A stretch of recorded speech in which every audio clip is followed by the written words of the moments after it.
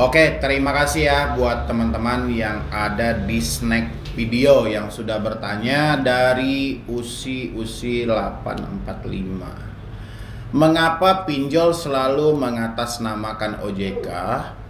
Pinjolnya bang, orang-orang kan jadi tergiur karena ada nama OJK dan AFPI bla bla bla.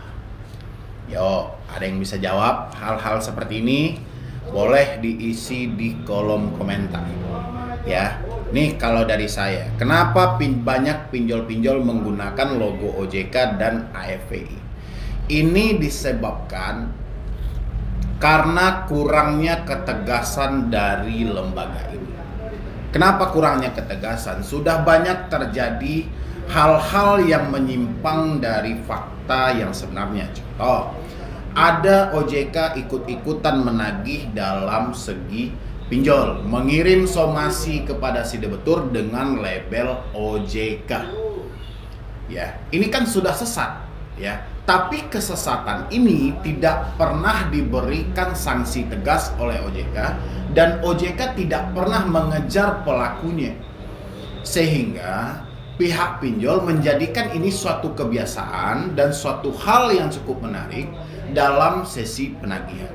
Dan habis itu, kenapa banyak pinjol-pinjol yang berlogo OJK?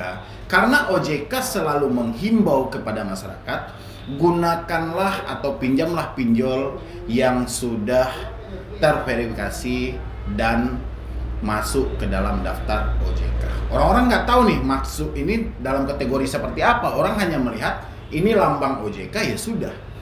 Ya, karena orang-orang kayak yakin juga ada pihak pinjol yang berani melakukan hal itu. Ya, tapi kenyataannya pinjol berani-berani aja nih untuk mencomot logo OJK, untuk menarik para nasabahnya. Kenapa? Karena OJK tidak tegas dalam memberi sanksi kepada pihak-pihak yang menyalahkan aturan yang seperti ini. Ya, makanya banyak konten kreator bilang OJK itu banci dan mandul, dibilang gitu ya. Benar gitu loh. Ya, karena mereka sudah banyak nih, ada yang comot inilah, ada yang ambil inilah, ada yang ambil inilah. OJK membiarkan. Ya, OJK hanya bisa memposting di Instagram, hati-hati dengan orang seperti ini. OJK tidak pernah melakukan ini misalnya gitu ya. Yang seharusnya kita perlukan adalah ketegasan dari otoritas jasa keuangan tentang penyalahan kewenangan yang seperti ini. Oke, selamat siang teman-teman yang ada di snack video. Hari ini kita mau bacakan pertanyaan dari Kian Rawo. Saya baru mengalamin di Rupiah Cepat, pinjaman belum jatuh tempo, sudah dapat teror, dapat makian. Peringatan aja buat teman-teman jangan sampai pinjam di Rupiah Cepat. Oke, bagaimana tanggapan Anda? Isi di kolom komentar. Kalau saya nih ya, pendapat saya, kalau hal-hal seperti ini dia akan mendapatkan teroran dan mendapatkan makian. Memang sudah sepantasnya untuk kita menstop membayar di Rupiah Cepat karena tidak ada perjanjian kita diteror atau dimaki, dan OJK pun melarang hal itu. Dilarang melakukan peneroran atau menelpon terus-menerus ke nomor si debitur. Dilarang menggunakan ancaman kekerasan fisik maupun verbal. Sekarang telah terjadi hal-hal seperti itu gitu loh. Jadi dari kitanya, kalau kita terus ini meripot hal-hal ini ke OJK, saya yakin ini nggak ada tanggapan. Jadi dari kita aja untuk mengakhiri semua ini dan menstop membayarnya, silahkan mereka datang ke rumah, silahkan mereka kunjungi alamat kita. Nanti kita akan pertanyakan kenapa mereka bisa melakukan hal-hal seperti ini, sementara kita hanya telat bayar beberapa hari saja, bahkan belum jatuh tempo. Ya, ini belum jatuh tempo juga.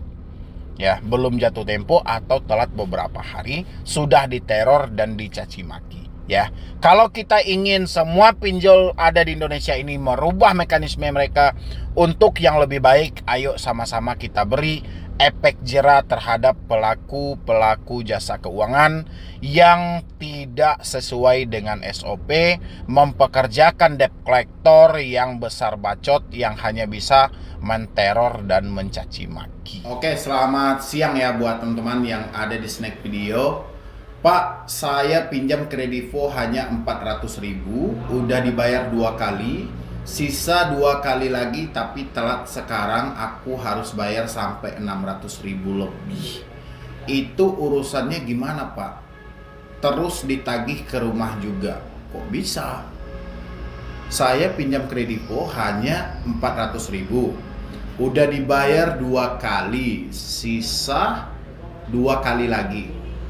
Pinjam 400.000 udah dibayar 2 kali. 2 kali itu dibayarnya berapa tuh?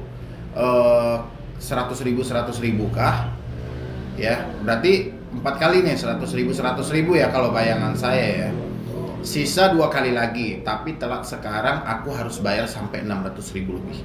Itu urusannya gimana Mbak? Terus ditagih ke rumah juga, jangan dibayar. Ya, kredipo itu sudah pinjol yang cukup besar gitu. Jadi nggak bisa mereka seperti itu, main seenaknya. Walaupun mereka menurunkan debt collector ke lapangan, jangan. Dan saya butuh bukti pembayaran Anda itu dikirim nanti ke email saya, medibroni091@gmail.com. Bukti pembayaran Anda. Habis itu bukti pencairan Anda. Habis itu yang DC krediponya meminta sisanya ada 600.000 lagi di luar dari pembayaran Anda. Dikurangi ya, karena ini sudah cukup keterlaluan saya rasa gitu loh. Dari Aku Laku, Shopee, Kredipo, Home Credit, ini sudah cukup keterlaluan. Dan ini kenapa mereka seperti ini? Karena selalu dibiarkan oleh otoritas jasa keuangan dan tidak ada solusi di balik ini semuanya. Ya, nanti saya tunggu dari teman-teman yang ada di Snack Video. Pokoknya silahkan dikirim ke email saya kalau memang ada penipuan-penipuan dari pinjol-pinjol besar yang seperti ini. Ya, ini ada lagi nih pertanyaan dari user 162234924395. Saya nggak tahu ya nama orangnya karena user aja di sini. Saya nggak bisa lunasi, tapi saya coba cicil, tapi tetap aja nggak lunas-lunas karena memang bunganya besar. Yang nyuruh Anda cicil siapa? Ya itu kan pertanyaannya kan, siapa yang nyuruh Anda mencicil gitu loh. Kalau memang tidak ada kesepakatan untuk mencicil sejak awal, ngapain Anda cicil?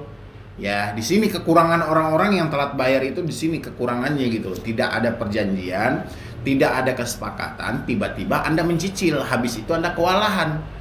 Ya, tetap aja Bang bunganya besar. Ya jelas karena memang tidak ada kesepakatan.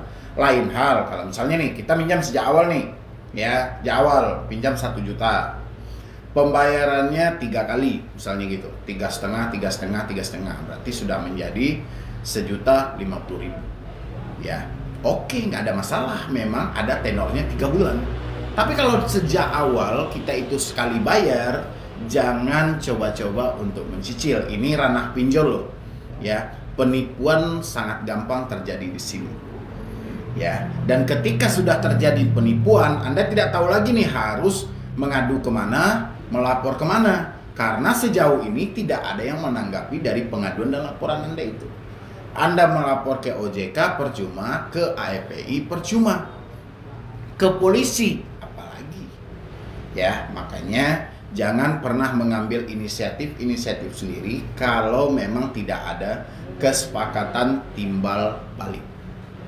Nih buat yang baru telat bayar pinjol, terserah Anda berada di mana, mau di Snack, di TikTok, di Instagram, di YouTube, terserah Anda mau ada di mana. Jangan pernah mencicil kalau tidak ada kesepakatan.